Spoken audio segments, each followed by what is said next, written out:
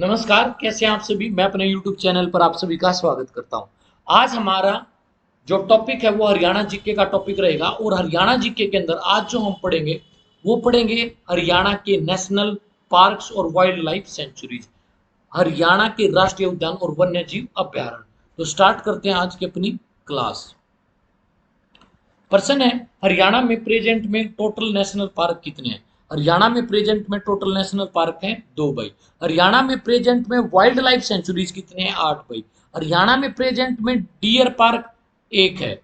जू कितने हैं 3 है। वाइल्ड लाइफ कंजर्वेशन रिजर्व कितने, वन्य जीव संरक्षण गृह कितने हैं 2 हैं। Animal and bird breeding centre प्रजनन केंद्र कितने हैं 5 है भाई। अब बात करते हैं नेशनल पार्क्स की भाई। नेशनल पार्क्स इन हरियाणा, हरियाणा में 2 नेशनल पार्क हैं।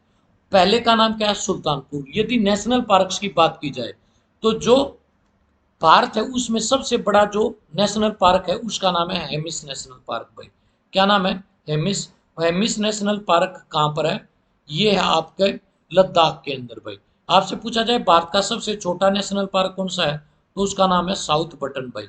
और साउथ बटन नेशनल पार्क कहाँ पर है, अंडमान हुआ है निकोबार में भाई। आपसे पूछा जाए भारत का पहला नेशनल पार्क कौन सा था, भारत का पहला नेशनल पार्क था जिसका नाम था जिम कॉर्बेट नेशनल पार्क भाई।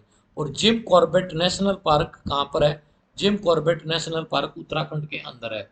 तो स्टार्ट करते हैं हरियाणा का पहला नेशनल पार्क जिसका नाम है सुल्तानपुर नेशनल पार्क भाई। सुल्तानपुर राष्ट्रीय उद्यान हरियाणा के गुरुग्राम में स्थित है। सुल्तानपुर राष्ट्रीय उद्यान का नाम पृथ्वीराज चौहान के वंशज राजा हर्षदेव सिंह चौहान के बड़े पोते राजा सुल्तान सिंह के नाम पर रखा गया। यह उद्यान गुरुग्राम झज्जर मार्ग पर गुरुग्राम से 15 किलोमीटर दूर सुल्तानपुर गांव में स्थित है। इसकी स्थापना 2 अप्रैल 1971 को सुल्तानपुर पक्षी अभ्यारण्य के रूप में की गई थी। कोई भी आपसे पूछे कि भारत का बर्डमैन किसे कहा जाता है तो भारत का बर्डमैन कहा जाता है डॉक्टर सलीम अली को। 5 जुलाई 1991 को इसे नेशनल पार्क के रूप में क्या किया गया, डेवलप किया गया भाई। इसका एरिया है 142.52 हेक्टेयर। इस उद्यान में यह उद्यान प्रवासी पक्षियों के लिए क्या है, प्रसिद्ध है। जब यूरोप, साइबेरिया और मध्य एशिया में ठंड बढ़ जाने पर झीलों आदि का पानी जम जाता है और धरती ठंडी हो जाती, तब वहां से पक्षी उड़कर सुल्तानपुर राष्ट्रीय उद्यान में पहुंचने लगते हैं। सुल्तानपुर राष्ट्रीय उद्यान हरियाणा का एक सर्वप्रमुख इको पार्क भी है और इसे सलीम अली पक्षी विहार के नाम से जाना भी जाता है। डॉक्टर सलीम अली को ही भारत का बर्डमैन भी कहा जाता है। और doctor Salim Ali national park Jammu और कश्मीर में क्या है, सिचुएटेड है भाई। सुल्तानपुर राष्ट्रीय उद्यान में साइबेरियन सार्स आते हैं और वो शीत ऋतु में यहाँ पर क्या करते हैं, प्रवास करते हैं और उसके बाद क्या करते हैं, वापिस लौट जाते हैं भाई। अब दूसरे नेशनल पार्क की बात करते हैं जिसका नाम है कलेसर नेशनल पार्क। कलेसर राष्ट्रीय उद्यान हरियाणा के यमुनानगर जिले में स्थित है। यह उद्यान हरियाणा का सबसे बड़ा क्या उद्यान है जो कि यमुनानगर से 45 किलोमीटर दूर यमुनानगर पोंटा साहिब राजमार्ग पर स्थित है। कलेसर राष्ट्रीय उद्यान में साल के वृक्ष भी पाए जाते हैं। यमुना नदी हरियाणा में कलेसर नाम के स्थान से ही प्रवेश करती है। यमुना नदी हरियाणा में कलेसर राष्ट्रीय उद्यान के समीप से क्या करती है, प्रवेश करती है। इसकी स्थापना 8 दिसंबर 2013 को हुई भाई। इसका क्षेत्रफल है 11,570 एकड़ भाई। वर्तमान में क्षेत्रफल हेक्टेयर की बात करें 4,682.32 हेक्टेयर है।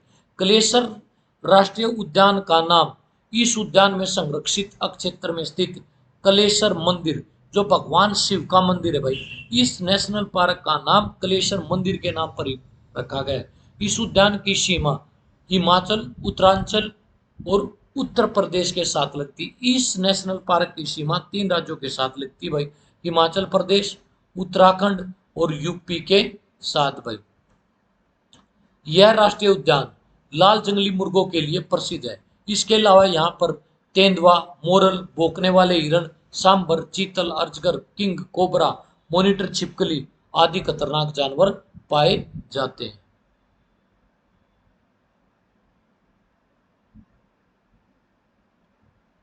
अब बात करते हैं हरियाणा में कुल कितने वन्यजीव अभ्यारण्य है। हरियाणा में कुल 8 वन्यजीव अभयारण्य है और उनमें से पहला जो वाइल्ड लाइफ सेंचुरी है उसका नाम है कलेश्वर भाई, कलेश्वर वन्यजीव अभयारण्य। कलेश्वर वन्यजीव अभयारण्य कहाँ पर है? ये यमुनानगर जिले में स्थित है। इसकी स्थापना 13 दिसंबर 1996 को हुई भाई। कितने एकड़ में? 13,201 एकड़ में स्थापित किया गया है। वर्तमान क्षेत्रफल 5,435.72 हेक्टेयर है पर है। सांबर, चीतल, भौंकने वाले हिरण, नीलगाय आदि यहाँ पर पाए जाते हैं। इसे सरकार के द्वारा पर्यावरण संवेदनशील क्षेत्र भी घोषित किया गया है भाई। अब बात करते हैं वीर शिकारगढ़ वाइल्ड लाइफ सेंचुरी की। वीर शिकारगढ़ वन्य जीव अभयारण्य पंचकुला जिले में स्थित है भाई।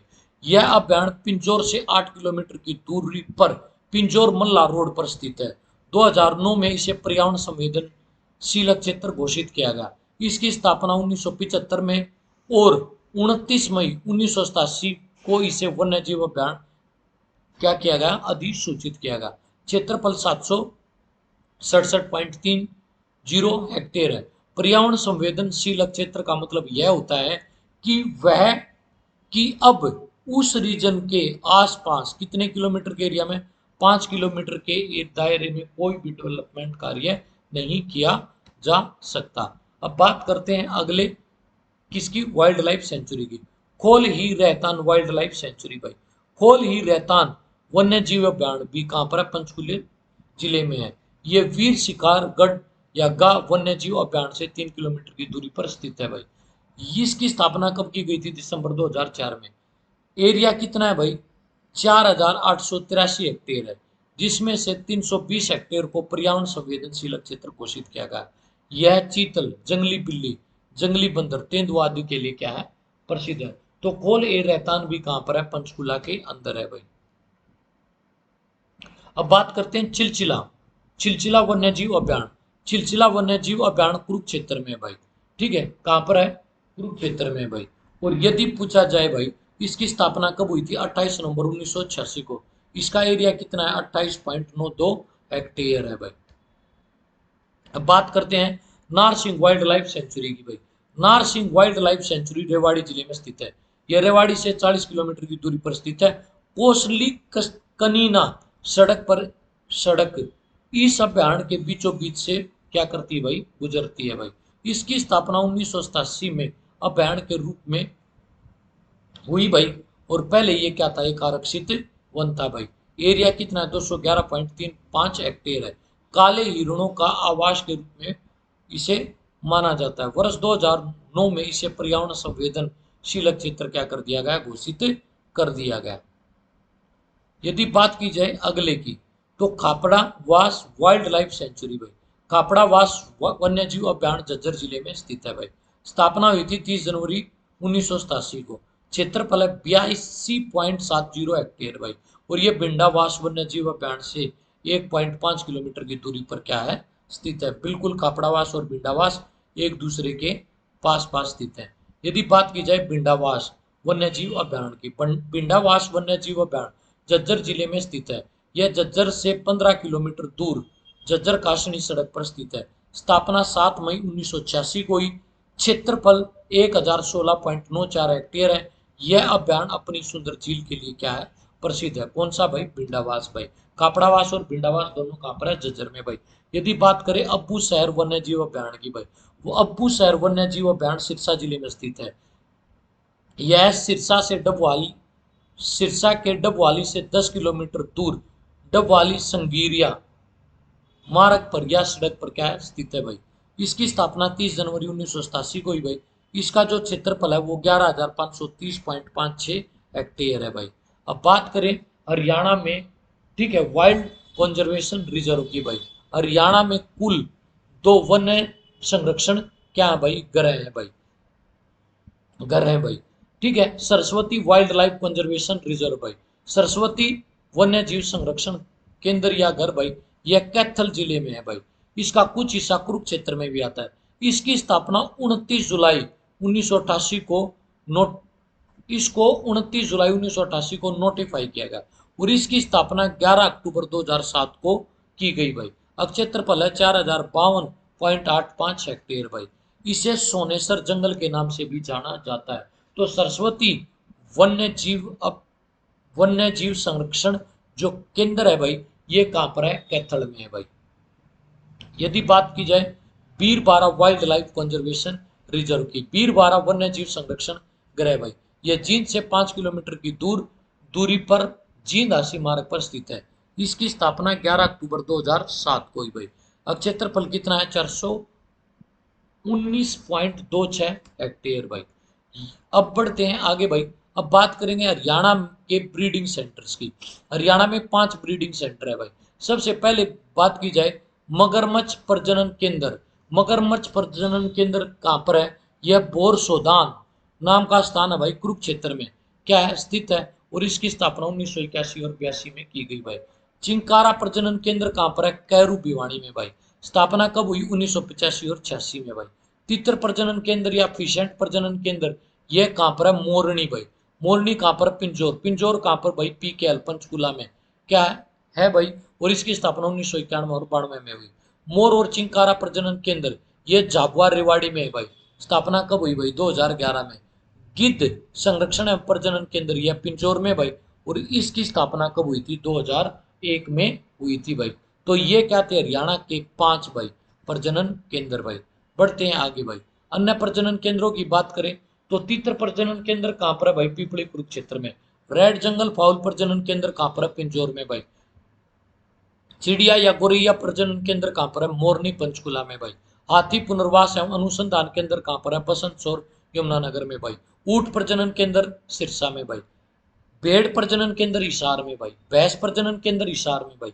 असव प्रजनन केंद्र कहाँ पर, हिसार में भाई। और सुअर प्रजनन केंद्र कहाँ पर है, हिसार में। यदि आप लोगों को मेरा पढ़ाया हुआ कंटेंट पसंद आ रहा है तो इस वीडियो को ज़्यादा से ज़्यादा लाइक करें, ज़्यादा से ज़्यादा शेयर करें और मेरे चैनल को क्या करें, सब्सक्राइब करें।